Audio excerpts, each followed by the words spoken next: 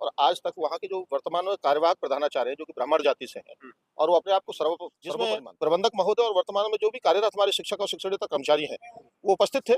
उस दिन भी उन्होंने निम्न और उच्च स्तर की बात की और ये कहा कि ब्राह्मण जो है वो एससी, एसटी, ओबीसी समाज पर पहले से शासन करते आए हैं, कर रहे हैं और क्लास में से आए और एकदम आग बबूला हो गए और बोले कि ढेर चमट्टे पता नहीं कमीशन कहाँ से नियुक्त कर देती है इनको। क्या करते हैं? ये ढेर चमार पता नहीं कहाँ से आ जाते हैं, अच्छा। कमीशन कहाँ से इनको नियुक्त कर देता है और ये काम करना नहीं चाहते हैं।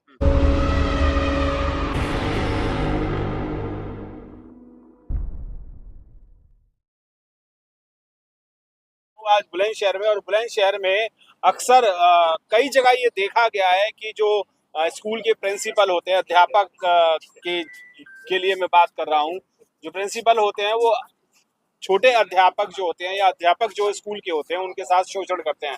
खासकर वो जो अनुसूचित जाति और जनजाति के लोग होते हैं, एससी समाज के होते हैं। और यही एक केस देखने में आया है कि एक ब्राह्मण समाज के प्रिंसिपल ने एससी समाज के लोगों को परेशान कर रखा है। सर, क्या मामला है आपके स्कूल का और कौन सा स्कूल है और क्या चीज है?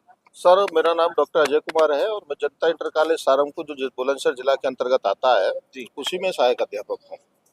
मेरी नियुक्ति वहाँ 2010 में हुई थी और 2010 से लेकर के और आज तक वहाँ के जो वर्तमान में कार्यवाहक प्रधानाचार्य हैं, जो कि ब्राह्मण जाति से हैं और वो अपने आप को सर्वोपरि मानते हैं, वहाँ उनका जो रवैया है वो हमेशा ऐसा रहा है कि अनुसूचित जाति के जितने भी अध्यापक रहे हैं उनके साथ उनका व्यवहार ठीक नहीं रहा है जी। वो उनको किसी न किसी बात को लेकर के, किसी न किसी प्रकरण को लेकर के अपमानित करते रहते हैं और मेरे साथ भी यही घटना हुई। ये घटना मेरे साथ में 2019 में स्वयं जो हमारे एम्प्लॉयर हैं उनके सामने उन्होंने मुझे निकम्मा और कामचोर कहा, जबकि मेरी नियुक्ति 10वीं कक्षा तक पढ़ाने के लिए हुई और मैं इंटरमीडिएट क्लास तक पढ़ाता हूँ। जहाँ तक रिजल्ट की बात करूँ तो मेरा 100% रिजल्ट रहता है, जिसमें से जो पिछले 2 साल में अगर मैं कहूँ जिससे कि मुझे साइंस की जो क्लासेस दी गई हैं तो उनमें से 51 छात्रों में से 31 और 32 और 35 छात्रों की डिक्टेंशन आई है जी। तो ऐसी स्थिति में मुझे पूर्व से ये कहना कि कामचोर है तो वो मेरा अपमान है और सार्वजनिक स्थान विद्यालय में मेरा अपमान किया गया। इसके बाद सब 2022 में माननीय प्रधानमंत्री मोदी जी की माता जी का देहांत हो गया, शोक सभा आयोजित की गई जिसमें प्रबंधक महोदय और वर्तमान में जो भी कार्यरत हमारे शिक्षक और शिक्षणेतर कर्मचारी हैं वो उपस्थित थे। उस दिन भी उन्होंने निम्न और उच्च स्तर की बात की और ये कहा कि ब्राह्मण जो है वो एससी, एसटी, ओबीसी समाज पर पहले से शासन करते आए हैं, कर रहे हैं और करेंगे। अच्छा। यदि तुम्हें इसमें कोई ऐतराज है तो तुम अपनी बहन या बेटियों को मुसलमानों में शादी करो या अन्य किसी में शादी करो। इवन यहाँ तक कि एक प्रकरण खुर्जा में हुआ था जिसमें एक हत्या हुई थी, उससे मुझे जोड़ करके कहा कि तुमने उसको मरवाया है। तो इस बात को लेकर के मैंने उनसे कहा कि आप बीच बीच में मुझे भरी सभा में इस तरीके से अपमानित करते हो, ये उचित नहीं है। प्रिंसिपल का उनका पवन कुमार त्रिवेदी नाम है, जो कि वर्तमान में कार्यवाहक प्रधानाचार्य है। तो 2022 में मैंने मैनेजर साहब को ये प्रार्थना पत्र दिया था कि जिस तरीके से मुझे अपमानित करते हैं उससे मेरी कहीं ना कहीं छवि खराब होती है और जो छात्र हैं यहाँ पे पढ़ रहे हैं वो कहीं ना कहीं उसका दुष्प्रभाव इन छात्रों पर पड़ेगा, विद्यालय का माहौल भी खराब होगा। आप इस पर कोई ना कोई प्रतिक्रिया जरूर व्यक्त करें और कहीं ना कहीं अगर हो सके तो मुझे विधिक कार्रवाई के हेतु अनुमति प्रदान करें। तो गांव के लगभग 50 से 100 लोगों को, संभ्रांत लोगों को, संबंधित लोगों को लेकर के वहां पे इकट्ठा हुए ये प्रधानाचार्य सभी स्टाफ के सामने इन्होंने माफी मांगी और ये कहा कि भविष्य में ऐसा कोई कृत्य नहीं करूंगा जिससे कि आपको अपमानित होना पड़े, बाकी मैं ये प्रॉमिस करता हूँ। तो उस समय भी मैंने विधिक कार्रवाई के लिए अपने आप को रोका और रोक करके फिर हम विद्यालय की जो भी प्रगति उन्नयन का कार्य होता है उसमें अग्रसर हुए। उसके बाद दिनांक 24 अगस्त 2024 को मैं कुछ कार्य कर रहा था जो कि मैनेजर साहब ने मुझे दिया गया था और ये अपनी क्लास में से आए और एकदम आग बबूला हो गए और बोले कि ढेर चमट्टे पता नहीं कमीशन कहाँ से नियुक्त कर देती है इनको। क्या करते हैं? ये ढेर चमार पता नहीं कहाँ से आ जाते हैं। अच्छा। कमीशन कहाँ से इनको नियुक्त कर देता है और ये काम करना नहीं चाहते हैं। अभी देखो पूरी क्लास चल रही है और ये माफी मांगने के बाद ये बात फिर कही कि ढेर चमार जो है सर 2 साल बाद, ये 2022 की घटना है। 30 दिसंबर 2022 को शोक सभा जो हुई थी उसके बाद में 24 अगस्त 2024 को उन्होंने इस तरीके से मेरे साथ में बर्ताव किया जी। और इस बर्ताव को करने के बाद मैंने जब इसका विरोध किया कि आप मुझे जाति सूचक शब्दों का इस्तेमाल करके क्यों अपमानित कर रहे हैं, जबकि आपने पूर्व में कहा था कि इस तरीके का कोई प्रकरण तुम होने नहीं होगा, तो उन्होंने मेरे तुरंत गाल पे मारा और गाल पे मार के अपनी जेब से एक नुकीली चीज निकाल करके मेरे मुंह पे मारी, मेरे गाल पे लगी, गाल फट गया और मैं लहलुहान हो गया। उसके बाद मुझे लात घूंसों से मारते रहे, मैं बचाव करता रहा। वहां पे जितने छात्र थे, जितने साथी अध्यापक थे, उन्होंने आकर के बड़ी मुश्किल से मुझे बचाया और मेरा फोन छीन करके स्कूल का गेट बंद करके ऐसा कृत्य किया जी, जिससे कि मैं कम से कम गेट से बाहर न जा सकूं, पुलिस का सहयोग न ले सकूं और मुझे ये मारपीट किसने की थी आपके साथ? ये पवन त्रिवेदी कुमार के जो पवन कुमार त्रिवेदी जो वहाँ के कार्यवाहक प्रधानाचार्य उन्होंने की थी जी। और वाकई ये प्लान था कि स्कूल का कैमरा बंद करा करके ये मेरे साथ मारपीट की, जिससे कि कैमरे में दर्ज ना हो। और एक अपने साथी अध्यापक से ये कहा गया था कि आप इसकी वीडियो बनाएं, जिससे कि वक्त में केवल उतनी ही वीडियो बनाएं जितनी कि मेरे काम की हो सके। तो जब मैंने उनका अपने आप का बचाव किया, जैसे मान लो हाथ ऊपर करना किसी तरीके से, उस तरीके से तब उन्होंने वीडियो बनाना स्टार्ट किया। बाकी वो स्टेटमेंट जो उन्होंने गालियां दी है, जिस तरीके से मेरे साथ बर्ताव किया, वो कोई भी स्टेटमेंट शायद उस वीडियो में दर्ज नहीं है। जी।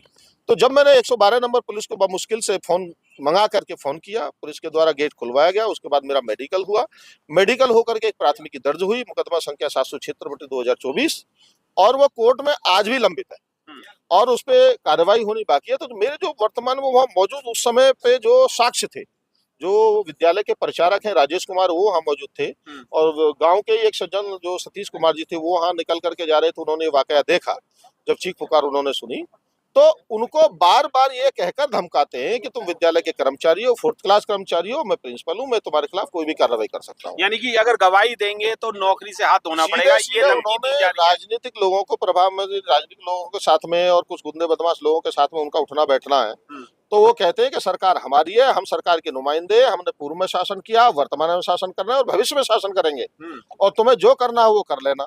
इस तरीके से राजनीतिक लोगों पर कह करके और समाज के लोगों से मेरे जो साक्ष्य हैं सतीश कुमार जी और जो साक्ष्य राजेश कुमार है, उन पर भी प्रभाव डाला जा रहा है कि आप अगर गवाही नहीं दोगे तो ही सुरक्षित रहोगे, यदि गवाही दोगे तो इसका अंजाम भविष्य में जो है बुरा होगा। वो डरे हुए हैं। मैं समझता हूं कि अगर किसी प्रकार से वो डरते हैं और या किसी प्रकार से वो इस बात को लेकर के प्रभावित होते हैं, तो मुझे न्याय मिलने की उम्मीद नहीं है। तो और ये जो आपके जो साथी हैं, अध्यापक साथी जो हैं, क्या वो आपकी हेल्प के लिए आ रहे हैं क्या? हाँ, हेल्प के लिए उन्होंने मुझे पुरजोर ये कहा कि भाई देखिए, जहां तक जो प्रकरण हमने देखा, हम उसको किसी के सामने भी कह सकते हैं। और छात्र जिन्होंने ये देखा, जो छात्र वहाँ मौजूद थे, कुछ छात्र ऐसे थे कि घंटे जब पीरियड चलता रहता है तो टॉयलेट के लिए, फ्रेश रूम जाने के लिए या पानी पीने के लिए आ जाते हैं, तो वहां से नल की दूरी मात्र 10 मीटर है। तो जो छात्र ये सुन रहे थे, बदतमीजी जब मेरे साथ में वो कर रहे थे और उन्होंने मुझे स्लैपिंग जो की, जो चांटा मारा और मेरे साथ जो हाथापाई किया, उन छात्रों ने देखा था। वो छात्र आज भी ये कहने के लिए तैयार है कि हाँ, हमने देखा था, गलती प्रिंसिपल महोदय की है, उन्होंने सबसे पहले आपको जो चांटा मारा था। जी। तो इस प्रकार अब आप क्या चाहते हैं उनके खिलाफ? मैं ये चाहता हूं उनके खिलाफ में जो मामला कोर्ट में लंबित है, उस लंबित कोर्ट में जो साक्ष्य भी प्रस्तुत होने वहां पर कहने के लिए कि हाँ, इस तरीके की जो गलती की है, मार पिटाई की है, प्रधानाचार्य ने की है, वो उन साक्ष्यों को दबाव में न ले, और दबाव में यदि लेते हैं तो ये मुकदमा कहीं ना कहीं प्रभावी होगा। मुझे न्याय की उम्मीद नहीं है। कोर्ट से भी शायद गवाहों के अभाव में उसको बरी कर दिया जाए। मुझे न्याय की जो उम्मीद है वो इसीलिए है क्योंकि मेरे जो साक्ष्य हैं उनको प्रभावित ना किया जाए, और जो लोग उनको प्रभावित कर रहे हैं, मैं समझता हूं उनका अपना व्यक्तिगत कोई हित इसमें है नहीं। यदि वो अगर गवाही दे रहे हैं तो सत्य बात की दे रहे हैं। और यदि आज के दौर में जो कि सरकार चल रही है, माननीय प्रधानमंत्री जी यहाँ जो भ्रष्टाचार मुक्त और जो रामराज लेकर के आए थे, और माननीय हमारे मुख्यमंत्री योगी जी लेकर आएंगे, अगर ऐसे दौर में भी कोई सत्य बोलने के लिए उनको रोकता है या उनको ये प्रताड़ित करता है कि आप सत्य क्यों बोल रहे हैं, घटना से अवगत क्यों करा रहे हैं, तो मैं समझता हूं कि उन लोगों की भी कमी महसूस करता हूं कि जो लोग इसको रोकने का प्रयास कर रहे हैं। आप क्या चाहते हैं कि क्या कार्रवाई होनी चाहिए? सर, जितना हो सके उचित कार्रवाई होनी चाहिए, और साथ ही हमारे जो साथी डॉक्टर अजय कुमार जी हैं, इनको न्याय मिलना चाहिए। जी, ये हम चाहते हैं। आपको ये लगता है कि न्याय नहीं मिल पाएगा? देखिए, अदालतों की एक कार्रवाई होती है, और कार्रवाई में एक तो होता है कि आपके पास में या तो एक पुख्ता सब सबूत होना चाहिए, जैसे वीडियोग्राफी है, उन्होंने कैमरे बंद करा दिए, अगर वो वीडियोग्राफी होती तो उसको मैं कोर्ट में पेश कर सकता था। लेकिन जब वो भी मेरे पास में नहीं है, तो जो चश्मदीद है वहाँ के जो साक्ष्य वो बचते हैं। अगर साक्ष्यों को वो प्रभावित कर लेंगे और साक्ष्य मना कर देंगे कि ऐसी घटना नहीं हुई है, तो निश्चित रूप से वो बरी हो जाएंगे, तब मुझे न्याय कहाँ मिल पाएगा। यानी कि नौकरी जाने के दबाव में हो सकता है कि आपके जो साक्षी थे, जो आपके पास सबूत थे, वो सबूत वो नौकरी हटाने के चक्कर में शायद हट सकते हैं। देखिए, 2 साल से ज्यादा अगर किसी भी कर्मचारी को और सजा मिलती है, तो मैं समझता हूँ कि वो हमारे जो अधिनियम है 1921 का इंटरमीडिएट एक्ट, उस अधिनियम अंतर्गत उनके ऊपर कार्रवाई होकर नौकरी दी जा सकती है। इसको रोकने के और बचाने के लिए, और एक प्रतिष्ठा बचाने के लिए कि मैं ब्राह्मण हूँ, वो इस तरीके का प्रयास कर रहा है।